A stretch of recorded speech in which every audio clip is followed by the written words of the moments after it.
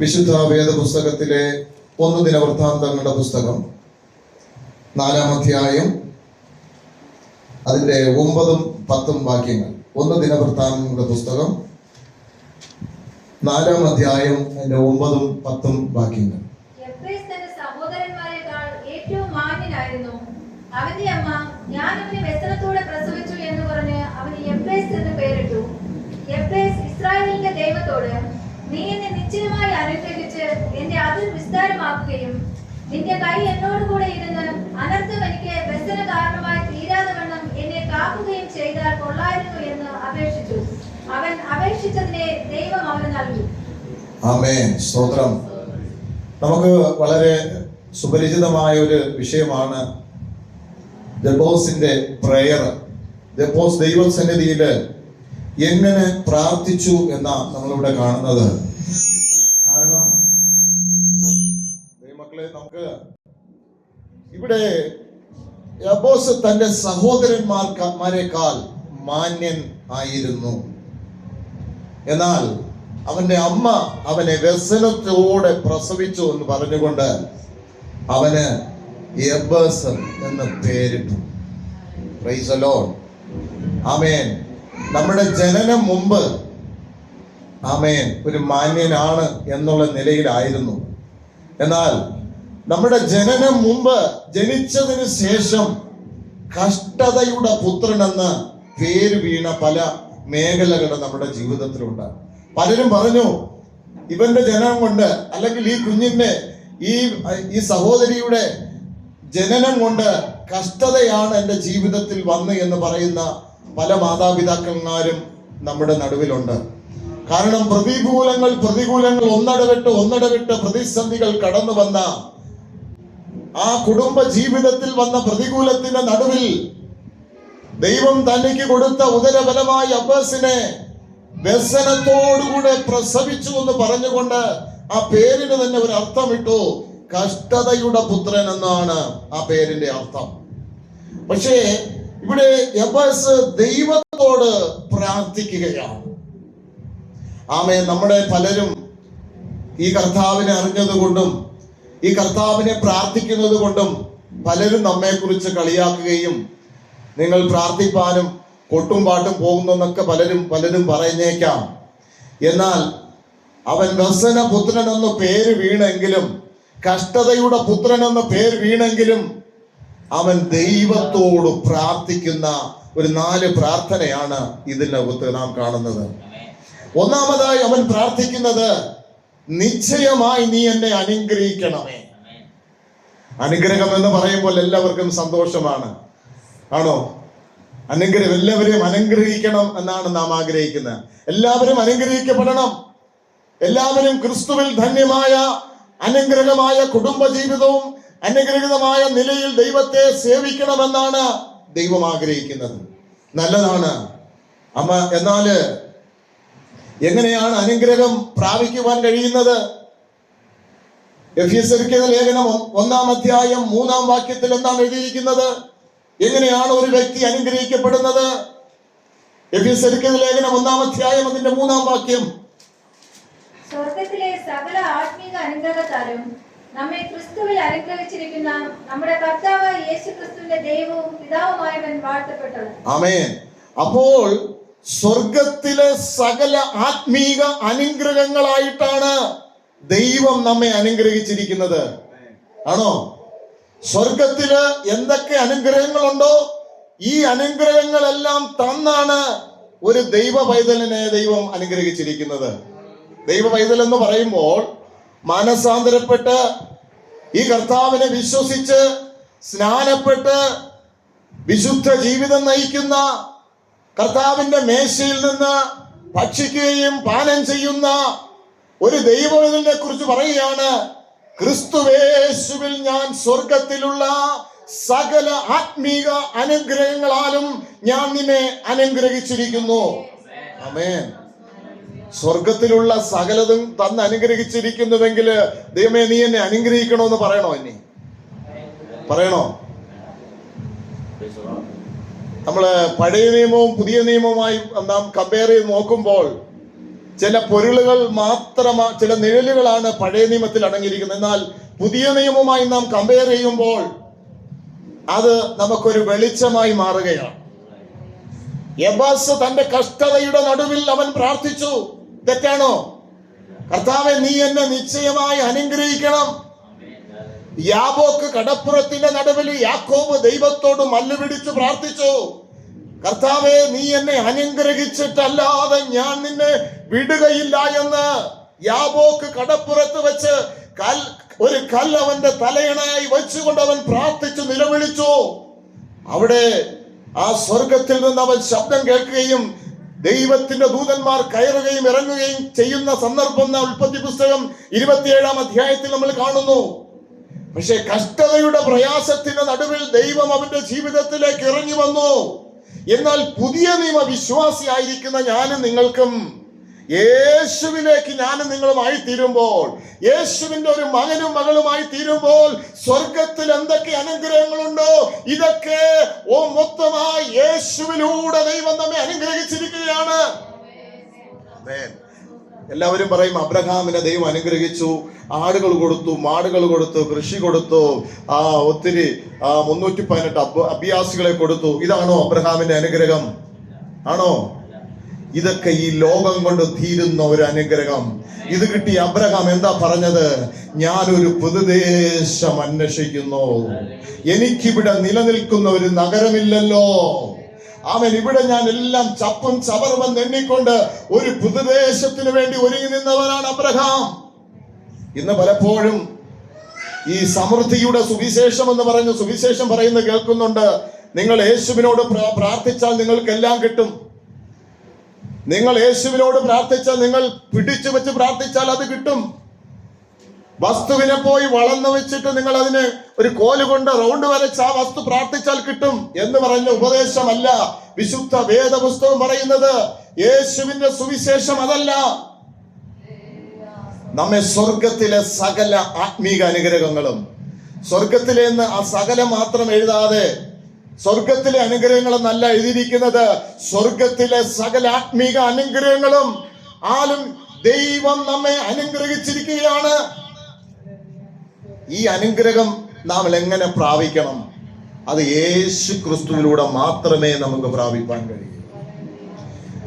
നാം എപ്പോഴും പഴയ നിയമത്തിൽ നിന്ന് നാം വായിക്കുമ്പോൾ പുതിയ നിയമവുമായിട്ടുള്ള ബന്ധപ്പെടുത്തി മാത്രമേ നാം അത് ചിന്തിക്കുമ്പോൾ മാത്രമേ അതിന്റെ വെളിപ്പാട് നമ്മുടെ ഹൃദയങ്ങളിലേക്ക് പതിയുവാൻ കഴിയത്തുള്ളൂ. ഇവിടെ യബോസ് പ്രാർത്ഥിക്കുകയാണ് ഇസ്രായേലിന്റെ ദൈവത്തോട്, നിശ്ചയമായി നീ എന്നെ അനുഗ്രഹിക്കണം. അബ്രഹാമിന്റെ അനുഗ്രഹം ജാതികളാൽ ഞങ്ങൾക്ക് വരേണ്ടതിന് വിശ്വാസത്താൽ നമുക്കത് പ്രാപിപ്പാൻ കഴിഞ്ഞു. ഗലാത്യർക്ക് എഴുതിയ ലേഖനം 3-ാം അധ്യായം 26-ാം വാക്യത്തിൽ നമ്മൾ വായിക്കുന്നു, ആമേൻ, അബ്രഹാമിന്റെ അനുഗ്രഹം ജാതികളാ നമുക്ക് വരേണ്ടതിന് വാഗ്ദത്ത വിഷയമായി ദൈവം നമുക്ക് അവന്റെ പരിശുദ്ധാത്മാവിനാൽ നമ്മെ പകർന്നിരിക്കുന്നുവെന്ന് അവിടെ നമ്മൾ കാണുകയാണ്. ആമേൻ. അപ്പോൾ ഈ പുറമേ കിട്ടുന്ന അനുഗ്രഹങ്ങളല്ല, ദൈവത്തെ സ്നേഹിക്കുന്നവർക്ക്, ദൈവത്തെ സേവിക്കുന്നവരുടെ മുഖം ദൈവം ലജ്ജിപ്പാൻ അനുവദിക്കത്തില്ല. അത് ദൈവത്തിന്റെ ഒരു പ്രിൻസിപ്പിളാണ്. ദൈവത്തിന്റെ അടുക്കൽ വരുന്ന കണ്ണുനീര് പൊഴിക്കുന്നവന് ദൈവം മടക്കി അയക്കത്തില്ല. അവന് സമൃദ്ധിയായ ഒരു ജീവൻ അവന്റെ ജീവിതത്തിൽ കൊടുക്കും. എന്തിനാണ് അവൻ ജീവിതത്തിൽ കൊടുക്കുന്നത്?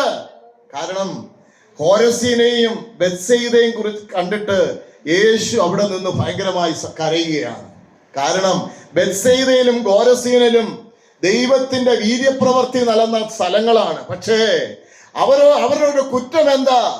അവരിൽ നടന്ന വീര്യപ്രവൃത്തികൾ സേരിലും ചെയ്തിരുന്നുവെങ്കിൽ, നടന്നിരുന്നുവെങ്കിൽ അവർ മുമ്പേ മാനസാന്തരപ്പെടുമായിരുന്നു. യേശു നമ്മുടെ ജീവിതത്തിൽ ചെയ്യുന്ന എല്ലാ അത്ഭുതങ്ങളും, എല്ലാ അടയാളങ്ങളും, എല്ലാ രോഗസൗഖ്യവും എന്തിനു വേണ്ടിയിട്ടാണ്? യേശുവിന് വേണ്ടി ജീവിപ്പാൻ വേണ്ടിയിട്ടാണ്. യേശുവിന്റെ മകനായി മാറുവാൻ, യേശുവിന്റെ മകളായി മാറുവാൻ, നിത്യരാജ്യത്തിന്റെ അവകാശിയായി തീരുവാൻ ആണ് ദൈവം നമ്മെ വിളിച്ചിരിക്കുന്നത്. അപ്പോൾ അവൻ ഒന്നാമതായി പ്രാർത്ഥിച്ചത്, നിശ്ചയമായി നീ എന്നെ ഒന്ന് അനുഗ്രഹിക്കണം. ആമേൻ, ആമേൻ. നാം അനുഗ്രഹം അനുഭവിപ്പാൻ വിളിക്കപ്പെട്ടവരാണ് നാം. ആണോ? ആമേൻ. അനുഗ്രഹം, പത്രോസിന്റെ ലേഖനത്തിൽ ഒരു വാക്യമുണ്ട്, നാം അനുഗ്രഹം അനുഭവിപ്പാൻ വിളിക്കപ്പെടുന്നവരാകയാൽ നിങ്ങൾ മറ്റുള്ളവരെ അനുഗ്രഹിക്കുന്നവരായി തീരുവീൻ. ആമേൻ. സ്തോത്രം. അവരെ വഴക്ക് പറയുന്നതാണോ, ശപിക്കുകയാണോ നാം ചെയ്യുന്നത്? നിങ്ങൾ ശപിക്കുകയെ മറ്റുള്ളവരെ കുറിച്ച്, ഓ ഈ മനുഷ്യൻ ഒന്ന് പോയെങ്കിൽ കൊള്ളാമായിരുന്നു, അല്ലെങ്കിൽ നമ്മുടെ മുകളിലുള്ള ആൾക്കാര്, മീൻസ് മുകളിലുള്ള ഹൈ പോസ്റ്റിലൊക്കെ ഇരിക്കുന്നവരൊക്കെ നമ്മൾ പറയുന്നത് എന്താ? ദൈവമക്കളെ, നമ്മൾ ഓർക്കണം, നമ്മുടെ മേലധികാരികളായി ആരെ വെച്ചിരിക്കുന്നോ ഇതെല്ലാം ദൈവത്തിന്റെ അതോറിറ്റിയിൽ നിന്നാണ് ദൈവം സകലം വെച്ചിരിക്കുന്നത്. ആണോ? ഇതെല്ലാം ദൈവമാണ് റൂൾ ചെയ്യാൻ വേണ്ടി നമ്മുടെ മേലധികാരികളെ വെച്ചിരിക്കുന്നത്. ദൈവസഭയിൽ കർത്താവിന്റെ ദാസൻ പാസ്റ്റേഴ്സിനെ എന്തിനാ വെച്ചിരിക്കുന്നത്? ആ ദൈവമാക്കി വെച്ചിരിക്കുന്നതാണ് ദൈവത്തിന്റെ ദാസന്മാരെ. ദൈവസഭയിലാക്കി വെച്ചിരിക്കുന്ന ഓരോ അധികാരികൾക്ക് നാം എന്ത് ചെയ്യണം? കീഴടങ്ങിയിരിക്കണം. അവരെ ശപിക്കുവാനും, അയ്യോ ഇങ്ങനെ ഒരു മനുഷ്യന്റെ കീഴിലായി പോയല്ലോ എന്ന് നാം അതിനെക്കുറിച്ച് വ്യാകുലപ്പെടുവാനല്ല, നാം അനുഗ്രഹം അനുഭവിപ്പാൻ വിളിക്കപ്പെട്ടവരാകയാൽ. കിട്ടിയ വായിക്കാമോ? 1 പത്രോസ് 3:9 വായിക്കും. ദോഷത്തിന് ദോഷവും ശകാരത്തിന് ശകാരവും പകരം ചെയ്യാതെ നിങ്ങൾ അനുഗ്രഹം അനുഭവിക്കേണ്ടതിന് വിളിക്കപ്പെട്ടതുകൊണ്ട് അനുഗ്രഹിക്കുന്നവരായിരിക്കും. ആമേൻ. ആമേൻ. നിങ്ങളെ ശകാരിക്കുമ്പോൾ നിങ്ങൾ തിരിച്ച് ശകാരിക്കുന്നു. നിങ്ങൾ ഉപദ്രവിക്കുമ്പോൾ നിങ്ങൾ അവരെ ഉപദ്രവിക്കുന്നു. നിങ്ങൾ അനുഗ്രഹം അനുഭവിക്കുവാൻ വിളിക്കപ്പെട്ടവരാകയാൽ നിങ്ങൾ അവരെ അനുഗ്രഹിക്കുന്നവരായി തീരണം. യബ്ബാസ് പ്രാർത്ഥിച്ചത് എന്താണ്? ദൈവമേ, എന്നെ പലരും ശകാരിച്ചു, എന്നെ പലരും വ്യസനപുത്രൻ എന്ന് വിളിച്ചു, എന്നെ പലരും മാറ്റി നിർത്തി, എന്നെ പലപ്പോഴും പലരും കണ്ടില്ലെന്ന് പോയി. എന്നാൽ നീ എന്നെ തെരഞ്ഞെടുത്തത് കൊണ്ട്, നീ എന്നെ നിന്റെ മകനാക്കിയത് കൊണ്ട് എനിക്ക് നിശ്ചയമായി പ്രാർത്ഥിക്കാം, നിശ്ചയമായി നിന്നോട് ചോദിക്കാം, ദൈവമേ നീ എന്നെ അനുഗ്രഹിക്കണമേ. രണ്ടാമതായി പ്രാർത്ഥിച്ചത് എന്താണ്? എന്റെ അതിർ വിസ്താരമാക്കണമേ. എന്റെ ആ ബൗണ്ടറിയെ, എന്റെ അതിരുകളെ ഒന്ന് വിസ്താരമാക്കണമേ എന്ന് പറഞ്ഞാൽ 10 സെന്റുള്ള ഞാൻ ഇനി 1 ഏക്കർ മേടിക്കണമെന്നല്ല അവൻ പ്രാർത്ഥിച്ചത്. ഞാൻ ആയിരിക്കുന്ന ഈ വ്യസനത്തിന്റെ പാതയിൽ നിന്ന്, ഈ ഞെരുക്കത്തിൽ നിന്ന് കർത്താവേ എന്റെ അതിരുകളെ ഒന്ന് മാറ്റണമേ. എന്റെ കുറഞ്ഞ വിശ്വാസത്തിൽ നിന്ന്, എന്റെ ആടി ഉലയുന്ന വിശ്വാസത്തിൽ നിന്ന്, എന്റെ കുറഞ്ഞ പ്രാർത്ഥന ജീവിതത്തിൽ നിന്ന്, എന്റെ കുറഞ്ഞ ഉപവാസത്തിൽ നിന്ന്, എന്റെ കുറഞ്ഞ ദൈവത്തിന് കൊടുക്കുന്ന, ദൈവത്തിന് വേണ്ടി ചെലവിടുന്നത് അവൻ മേഖലകളിൽ ഞാൻ കുറഞ്ഞു പോയെങ്കിൽ ഞാൻ അതിനെ ഇന്ന് വിസ്താരപ്പെടുത്തുകയാണ്. ആമേൻ. ആമേൻ. ഇതിലേക്ക് നാം മടങ്ങി വരണം. ആമേൻ. ഇതിലേക്ക് നാം മടങ്ങി വരണം. ദൈവം പറയുന്നു, ആമേൻ, പുരാതന സമ്പത്തും എല്ലാം കർത്താവിന്റെ പക്കലുണ്ട്, ഭൂമിയും അതിന്റെ പൂർണ്ണതയും ഭൂതനും അവന്റെ നിവാസികളും എനിക്കുള്ളതെന്ന് കർത്താവ് പറയുന്നുവെങ്കിൽ, ആമേൻ, ഈ ലോകത്ത് നമുക്ക് വേണ്ടുന്നതെന്തെന്ന് എന്റെ പിതാവ് മുമ്പേ അറിയുന്നു. അവൻ നമുക്ക് വേണ്ടി കരുതുന്ന ദൈവമാണ്. ഈ ദിവസങ്ങളിൽ എബ്രാസിനോട് ചേർന്ന് നമുക്ക് പ്രാർത്ഥിക്കാം, എന്റെ അതിരുകളെ ഒന്ന് മാറ്റണമേ, വിസ്താരമാക്കണമേ. ആമേൻ. എനിക്ക് ഒരു നാളിൽ ഞാൻ പ്രാർത്ഥിച്ചിരുന്നാൽ സമയം പോകുന്ന അറിയുന്നില്ല. എന്നാൽ എന്റെ ഇന്ന് അതിരുകൾ ചെറുതായി പോയി, എന്റെ അതിരുകൾ ഒന്ന് ചുരുങ്ങിപ്പോയി. എന്റെ വചനം വായനയിൽ ഞാനൊന്ന് ചുരുങ്ങിപ്പോയി. എന്റെ അതിരുകളെ ഒന്ന് വിസ്താരമാക്കണമേ. ആമേൻ. ആമേൻ. സ്തോത്രം. 7 മണിയെന്ന് മീറ്റിംഗ് തുടങ്ങുമ്പോൾ 7 മണിക്ക് തന്നെ വരുവാൻ എന്റെ ഹൃദയം ഇടിക്കുന്നുവെങ്കിൽ, ആമേൻ, എന്റെ അതിരുകൾ വിസ്താരമാക്കി ദൈവാലയത്തെ കുറിച്ചുള്ള എരിവെന്നെ തിന്നുകളയുന്നുവെങ്കിൽ എന്റെ അതിരുകൾ വിസ്താരമാക്കിയിരിക്കുന്നു. ദൈവസഭയെ സ്നേഹിക്കുന്നെങ്കിൽ, യേശുവിനെ സ്നേഹിക്കുന്നെങ്കിൽ നിങ്ങളുടെ അതിരുകൾ വിശാലമായിരിക്കുകയാണ്. ഹല്ലേലൂയ. ആമേൻ. എബ്രാസ് പ്രാർത്ഥിച്ചത്, എന്റെ അതിരുകളെ നീ ഒന്ന് വിശാലമാക്കണമേ. ആമേൻ. അതിരുകൾ വിശാലമാക്കുമ്പോൾ, ദൈവത്തിന്റെ രാജ്യത്തിന് വേണ്ടി നാം നിൽക്കുമ്പോൾ നമ്മുടെ കാര്യം കർത്താവ് നോക്കിക്കോളും. ആമേൻ. നമ്മുടെ കാര്യം കർത്താവ് കരുതിക്കൊള്ളും. ആമേൻ. കർത്താവ് നമ്മെ വഴി നടത്തുവാൻ ഇടയായി തീരും. ആമേൻ. മൂന്നാമതായി അവൻ പറയുകയാണ്, നിന്റെ കൈ എന്റെ കൂടെ ഇരിക്കണം. ആമേൻ. ദൈവമക്കൾ എപ്പോഴും പ്രാർത്ഥിക്കേണ്ടത്, കർത്താവേ, മോശ പ്രാർത്ഥിച്ചത് എങ്ങനെയാണ്?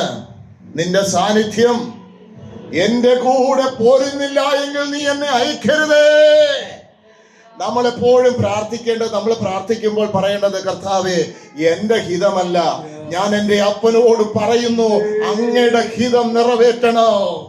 എന്റെ വിഷയത്തിന്റെ മുമ്പില്, എന്റെ തലമുറയുടെ വിഷയത്തിന് മുമ്പില്, എന്റെ ജോലിയുടെ വിഷയത്തിന് മുമ്പില്, എന്റെ കടഭാരത്തിന്റെ മുമ്പില്, കർത്താവേ ഇത് മാറുവാനല്ല ഞാൻ പ്രാർത്ഥിക്കുന്നത്, എന്നാൽ നിന്റെ ഹിതത്തിൽ ഞാൻ പ്രാർത്ഥിക്കുകയാണ്. ആമേൻ. ദൈവത്തിന്റെ ഹിതപ്രകാരം ദൈവം അത് മാറ്റുവാനിടയായി തീരുമെന്ന് ദൈവവചനത്തിൽ പറയുകയാണ്. അപ്പോൾ നിന്റെ കൈ എന്റെ കൂടെ ഇരിക്കണം. ആമേൻ. ഒരു വാക്യം ഇവിടെ ചേർന്ന് വായിക്കാം. ദാവീദിന്റെ പുസ്തകം, ആമേൻ, സങ്കീർത്തനം 89 20 21 ഒന്ന് വായിക്കാമോ?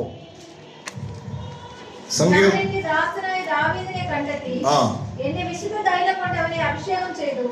എന്റെ കൈ അവനോട് കൂടെ സ്ഥിരമായിരിക്കും. എന്റെ ഭുജം അവനെ ബലപ്പെടുത്തും. ആമേൻ.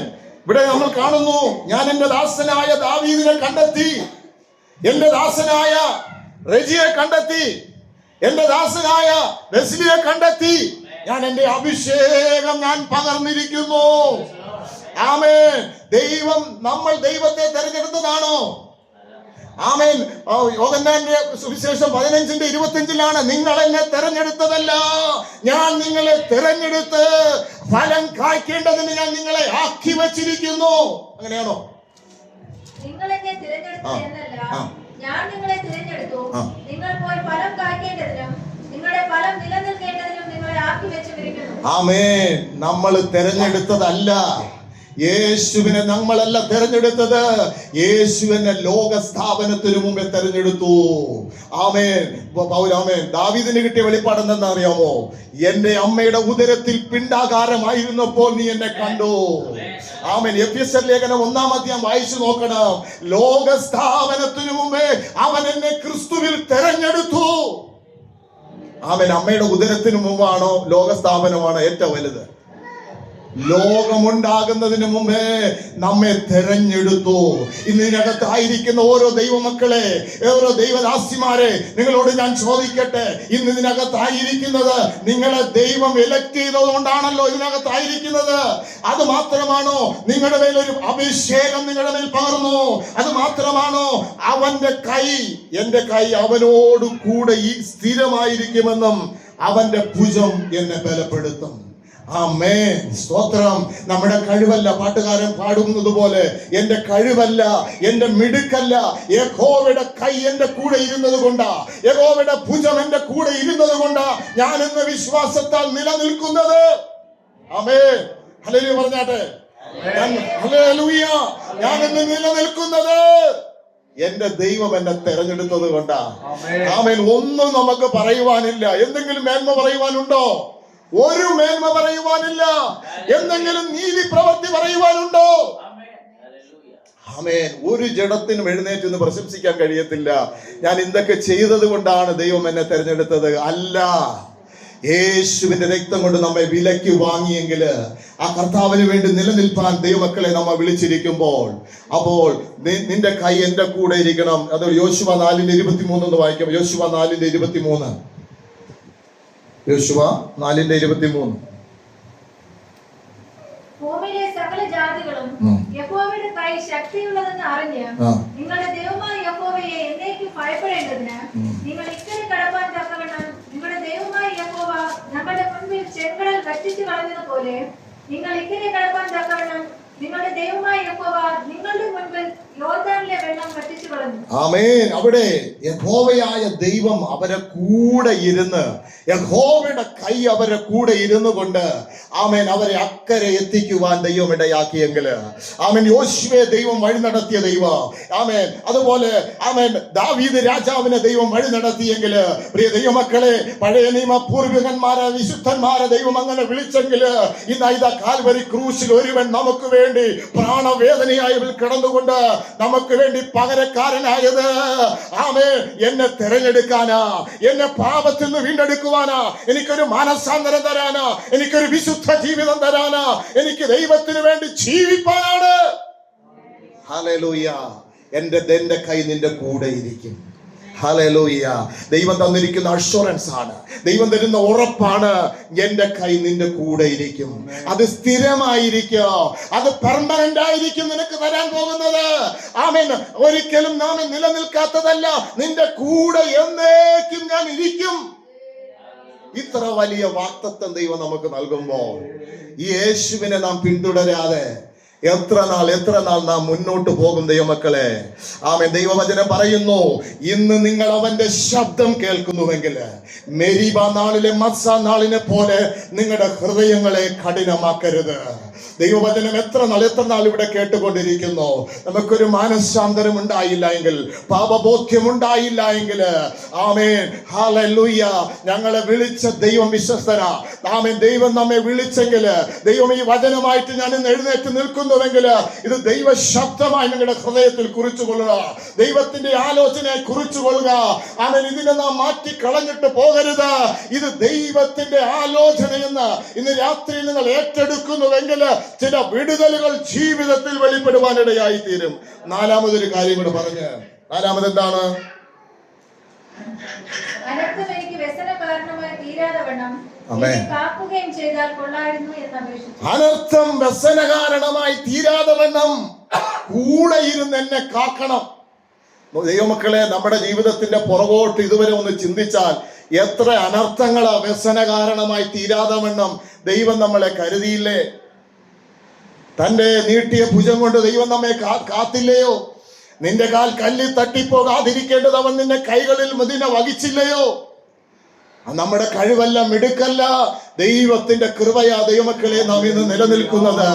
ഇന്ന് ദൈവവാചനമായി നിൽക്കുമ്പോൾ എനിക്ക് ഉറപ്പോടെ പറയാം, ദൈവം നമ്മെ നിലനിർത്തിയത് കൊണ്ടാ ഇന്ന് ഈ ദൈവവചനമായി ഞാൻ നിങ്ങളുടെ മുമ്പിൽ നിൽക്കുന്നത്. നിങ്ങൾക്ക് ഓരോരുത്തർക്കും പറയാം, ഇന്നിവിടെ മുഴങ്കാൽ മടക്കിയിരിക്കും നിങ്ങളോട് ഞാൻ പറയട്ടെ, നിങ്ങളെ ദൈവമാമേ, നിങ്ങൾ യഹോവയുടെ കൈ നിങ്ങളുടെ കൂടെ ഇരുന്നത് കൊണ്ട് പല അനർത്ഥങ്ങൾ നിങ്ങളെ മൂടിയില്ലേ? പല സംഹാര ദൂതന്മാര് കടന്നു പോയില്ലേ? തകർത്തുകളെയും മുടിക്കുമെന്ന് പറഞ്ഞുകൊണ്ട് ശത്രു നമ്മുടെ മേൽ ആഞ്ഞടിച്ചപ്പോ അവിടെ മുമ്പില് നമ്മുടെ ശക്തി കൊണ്ടല്ല, എന്റെ ദൈവം നമ്മളെ കരങ്ങളിൽ വഹിച്ചത് കൊണ്ട് ഇന്ന് രാത്രിയിൽ നാം ഇവിടെ ആയിരിക്കുന്നത്. ആമേൻ. അനർത്ഥം വ്യസന കാരണമായി തീരാതെ വണ്ണം എന്നെ കൂടെ ഇരുന്ന് എന്നെ കാക്കണം. Hallelujah, hallelujah. ആമേൻ. 91-ാം സങ്കീർത്തനത്തിൽ നമ്മൾ കാണുന്നു, നിന്റെ കാൽ കല്ലിൽ തട്ടിപ്പോകാതിരിക്കേണ്ടതിന് യഹോവ നിന്നെ കൈകളിൽ വഹിച്ചുകൊള്ളും. ആമേൻ. ഹല്ലേലൂയ. സിംഹത്തിന്റെ മേൽ മണലിമേൽ നീ ചവിട്ടും, ബാലസിംഹത്തെയും പെരുമ്പാമ്പിനെ നീ മെതിച്ചു കളയും. ആമേൻ. നമ്മുടെ കഴിവുകൊണ്ടാണോ, നമ്മുടെ നല്ല ബൂട്ടിട്ടോണ്ടതാണോ പെരുമ്പാമ്പിനെയും അണലിയെയും പെരുമ്പാമ്പിനെയും ചവിട്ടി മെതിക്കുന്നത്? നമ്മളിൽ വ്യാപരിക്കുന്നത് സ്ഥിരമായി തന്നിരിക്കുന്ന ഒരു പരിശുദ്ധാത്മാവാണ്. യഹോവയുടെ കയ്യ എന്നിൽ മേൽ ഇരിക്കുന്നത്, യഹോവയുടെ ശക്തിയ എന്നിൽ മേൽ വ്യാപരിക്കുന്നത്. ഈ ശക്തി ഇരിക്കുന്നത് കൊണ്ട് അന്ധകാര ശക്തികൾ പോർ വിളിക്കുമ്പോൾ, ദുഃഖന്റെ പോരുകൾ നമ്മെ വാങ്ങടിക്കുമ്പോൾ ഒരു ദൈവവചനം ഭയപ്പെടേണ്ട. അവന്റെ മുമ്പാകെ നിൽക്കുവാൻ ദൈവം അത്യന്ത കൃപ നമ്മുടെ മേൽ പകരുകയാണ്. ഹല്ലേലൂയ. ഒരിക്കൽ കഷ്ടതയുടെ പുത്രനെന്ന് നമ്മെ മാറ്റി നിർത്തിയെങ്കിൽ ഇന്നിതാ ദൈവം അനുഗ്രഹത്തിന്റെ മകനായി ദൈവം നമ്മെ മാറ്റിയിരിക്കുകയാണ്. ഹല്ലേലൂയ. ഇന്ന് രാത്രിയില് ആമേൻ, സ്തോത്രം, ഈ വചനത്തിലൂടെ പരിശുദ്ധാത്മാവ് നമ്മോട് പറയുമ്പോൾ ആമേൻ, ഹല്ലേലൂയ, ഈ വചനത്തിലൂടെ കർത്താവേ, നിന്റെ അനുഗ്രഹം ആലോടി എന്നെ അനുഗ്രഹിച്ചിരിക്കുന്നു. എന്നും നാം അനുഗ്രഹത്തെ പറയണ്ട. യേശുവേ, നീ എന്നിൽ വന്നതാ ഞാൻ അനുഗ്രഹമായത്. ആമേൻ. യേശുവേ, ആ കഴുതയോട് ചോദിച്ചാൽ, യെരൂശലേമിന്റെ നടുവിൽ കൂടെ നടന്നു പോകുന്ന കഴുതയോട് ചോദിച്ചാൽ, കഴുതേ, നീ എങ്ങനെ അനുഗ്രഹിക്കപ്പെട്ടു? നിന്നെ എങ്ങനെ മാനിക്കപ്പെട്ടു? നിന്റെ മുമ്പിൽ എങ്ങനെ പരവതാനി വിരിച്ചു? കഴുതയോട് ചോദിച്ചാൽ കഴുത പറയും, ഞാൻ ഒരിക്കൽ പുറംപറമ്പിൽ കിടന്നവനാ, ആരും വേണ്ടാത്തവനായി കിടന്നവനാ കഴുതയാ. ഇന്ന് ഞാൻ എന്റെ നാഥൻ എന്റെ മുമ്പില് എന്നിൽ കൂടെ വാഹനമേറിയപ്പോൾ അവൻ പരവതാനികൾ വിതറി. അവൻ കാണുന്നവരൊക്കെയും മരച്ചെത്തലുകൾ വീഴ്ത്തി. കാരണം ആ കഴുതയുടെ മഹിമയല്ല, കഴുതയിൽ ഇരിക്കുന്നവൻ ഒരുത്തനുണ്ട്, അവൻ രാജാതി രാജാവാണ്. ഹല്ലേലൂയ. ആമേൻ. ഇന്ന് നാം ഇവിടെ ആയിരിക്കുന്നുവെങ്കിൽ ദൈവമക്കളെ, എന്റെ ദൈവം നമ്മളിൽ വാഹനമേറിയത് കൊണ്ടാണ് ഇന്ന് ഈ മാന്യത നമുക്കുള്ളത്. ഹല്ലേലൂയ. ആമേൻ. ഈ വചനങ്ങളാൽ പരിശുദ്ധാത്മാവ് നമ്മെ സഹായിക്കുമാറാകട്ടെ. ആമേൻ.